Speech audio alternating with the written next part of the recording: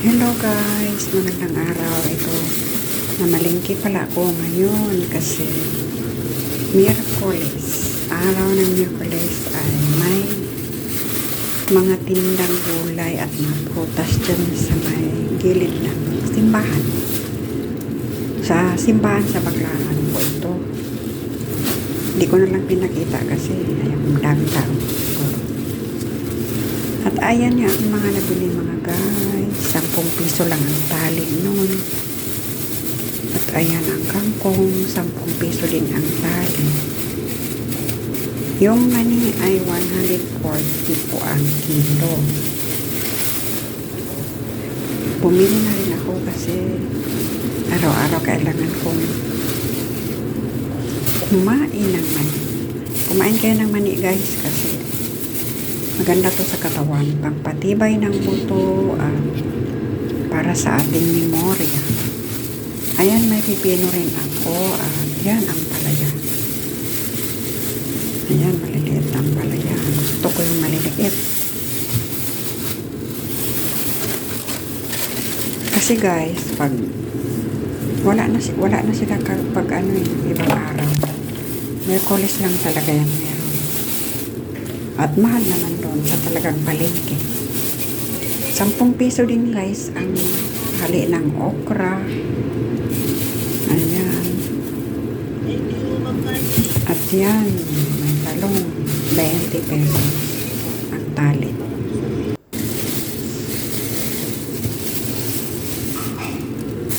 Aayusin ko lang ito kasi nilalagay natin sa ref para hindi siya masira.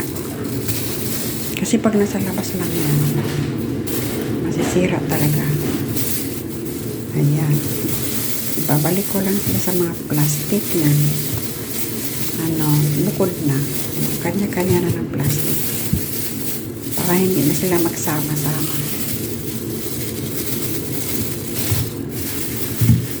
Mura kasi pag Miyerkules guys, ang gulay dyan kasi yung galing probinsya yung mga nagbebenta, mga nakasasakyan sila galing Laguna, yung iba galing Tarlac, malalayo yung kanilang pinanggalingan. Tuwing Miyerkules lang talaga yun, kaya sinatsambahan namin na mamili ng Miyerkules kasi paghapon din ng Miyerkules wala na, ubos na ang kanilang mga paninda. Kaya ayan, bumibili kami. Saka pala guys, hindi ito katulad ng yung gulay na nasa palengke na yung may mga spray, yung mga nakalatag dyan sa palengke ng mga gulay na ini-sprayan na nila ng kung ano-ano para tumagal. Ito pagka maya-maya nito lanta na to kaya kailangan ilagay ko agad sa ref. Ayan guys, alam mo talagang hindi pa siya na dadaanan ng mga yung tinitimpla nilang spray kasi pag inano mo talaga tumagal pa siya ng mga 2 oras, nalalanta na siya. Kaya ayan, ayos ko na at ilalagay ko na lang sa rin. Para rin sa 1 linggo to. Pang 1 linggo rin na umabot na naman yung kanilang pag-deliver. Yung pagtitinda pala sa next Wednesday. Ayan guys. Madadala na akong bumili kasi din sa palengke kasi parang hindi na siya naluluto, ang tigas-tigas na ng mga gulay kahit yung dahon, tapos wala namang lasa, hindi na katulad ng parang bagong pitas. Ito talaga bagong pitas at hindi pa nila ini-sprayan.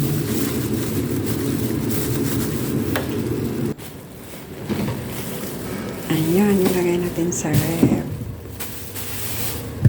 Wala namang laman ng ating ref, kakaunti lang.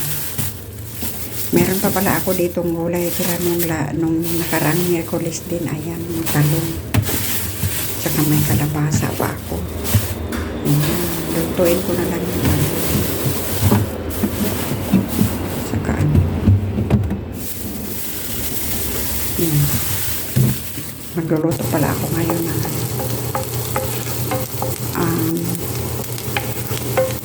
tokwa na saluyot na may tokwa. Yun ang lutuin ko ngayon. Saka yung tortang talong kasi 1 week na sa akin yung talong na yun. Kailangan ko nang lutuin. Nakalimutan ko na sa kabisi-bisi. Araw-araw umaalis. Puntang Bulacan, balik. Puntang Bulacan, balik. Kaya yan, hindi ko nagluto. Ayan ang ating saluyot, guys. Ayan, luto ko siya kasi gusto kong malasahan ang bagong pitas ng saluyot. At ayan, ganyan simple lang ang luto ko mga guys. Alam na naman ako pag nagluto. Ganyan lang. At saka may kamatis naman ngayon na mura. Kaya nilagay ko siya ng kamatis. At ayan, lagyan ko lang konting tubig. At palulutuin.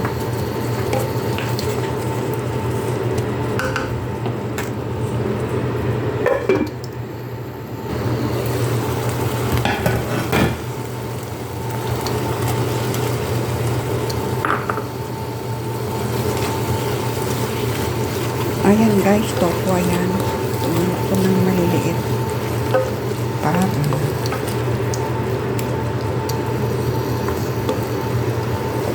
mabagay siya doon sa lolo. Kasi hiniwa ko rin yung sa lolo.